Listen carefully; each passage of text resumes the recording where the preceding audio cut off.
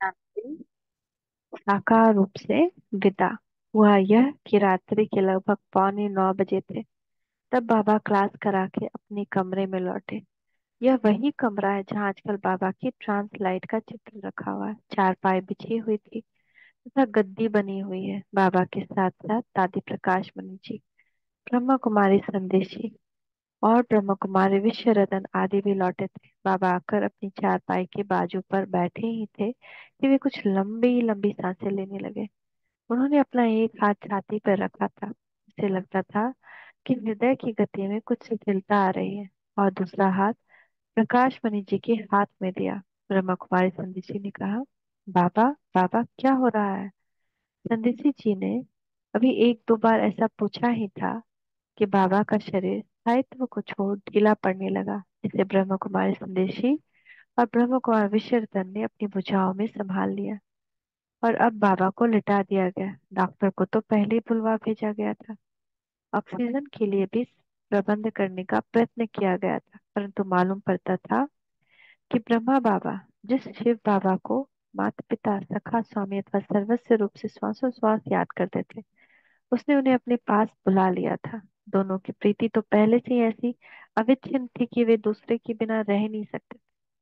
और अब शायद वह क्षणिक विछोह भी ब्रह्मा बाबा के लिए असह्य होगा कि वे जो दीर्घ श्वास उन्होंने लिए थे उसमें उन्होंने दिलबर को ऐसे दिल भर कर याद किया होगा कि एक शिव बाबा और ब्रह्मा बाबा अव्यक्त रूप में अंग संग बाप दादा के रूप में एक धाम के धामी हो गए। परंतु यहाँ जो ब्रह्मावत अपने नेत्रों के सामने यह विचित्र ड्रामा होते देख रहे थे, वे तो असमंजस में पड़ गए थे। यह सब क्या हो रहा है? मानो उनके हाथों के तोते उड़ गए हों। हमारे प्रिय बाबा को क्या हो रहा है? वे समझ नहीं पा रहे थे ये ड्रामा में कैसी घड़ी आ पहुंची है। विश्व नाटक का ज्ञान होने पर भी वे यह जान नहीं पा रहे थे कि अब क्या करना चाहिए। उन्हें इसका कुछ उत्तर सूझ नहीं रहा था कि वे कर भी क्या सकते थे। आत्मा के सर्जन तो शिव बाबा ही हैं, जिनका ही वह रथ था। शरीर के डॉक्टर को बुलाया ही गया था, परंतु वह भी होनी को अनहोनी कैसे कर सकता था? वह भावी को कैसे मिटा सकता? शायद इसी अवसर अथवा इसी वृतांत विशेष के लिए कहा गया है कि होता वही है जो मंजूर खुदा होता है, क्योंकि ब्रह्मा बाबा तो शिव बाबा ही के रथ अथवा वाहन थे। विचित्र घड़ी। अब डॉक्टर पहुंच चुका था और शरीर के विशेष स्थलों की जांच करने के बाद अवाक था और भीगी आंखों से सबकी ओर देख रहा था। सब लोग भी हक्का बक्का रह गए। क्षण भर के लिए तो जो जहाँ खड़ा था वह वहां पर वैसा ही निष्क्रिय और निस्पंदन था, मानो पत्थर की गड़ी हुई मूर्तियां खड़ी हों। हर एक के अपने हृदय की धड़कन भी आज कुछ अजीब सी थी। चेहरे पर न उदासी थी न खुशी। शायद आश्चर्य, जिज्ञासा, अचंभा और प्रश्न की मुद्राएं उभरती थी, परंतु दूसरे ही क्षण जब बाबा के ये वचन याद आते थे कि बनी बनाई बन रही, अब कुछ बननी नहीं, वह चिंता ताकि कीजिए जो अनहोनी हो, तब वे मुद्राएं अथवा वो रेखाएं भी चेहरे में विलीन हो जाती और सब के नेत्र ऊपर शिव बाबा की ओर उठ जाते और मन में इन विचारों की टेप चल पड़ता कि क्या सचमुच शिव बाबा ने हमारे प्रिय बाबा को अपने पास बुला लिया होगा? एक उत्तर तो यह मिलता कि ऐसा नहीं हो सकता। अभी तो हमें उनसे बहुत प्यार लुटना है, उनके द्वारा बहुत सा खजाना पाना है।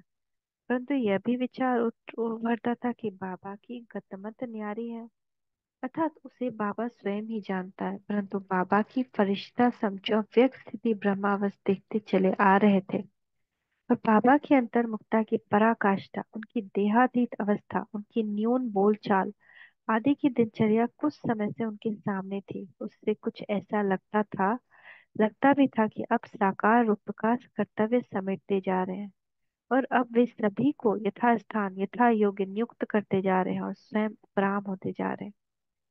इस विषय में दादी प्रकाश मणि जी का अनुभव, इस विषय में ब्रह्मा कुमारी प्रकाश मणि जी, जिन्हें बाबा दुलार से कुमारिका भी कहते थे, जिन्हें ब्रह्मावत स्नेह से दादी जी ऐसे भी संबोधित करते, कहती हैं, मैं दिसंबर 1969 में मुंबई के कुछ भाई बहनों का ग्रुप लेकर मधुबन आई थी। उसी समय दीदी जी सेवा केंद्रों पर चक्कर लगाने दिल्ली की ओर जाने वाले थे, इसलिए बाबा की आज्ञा अनुसार मैं वहीं मधुबन में बाबा के पास रह गई।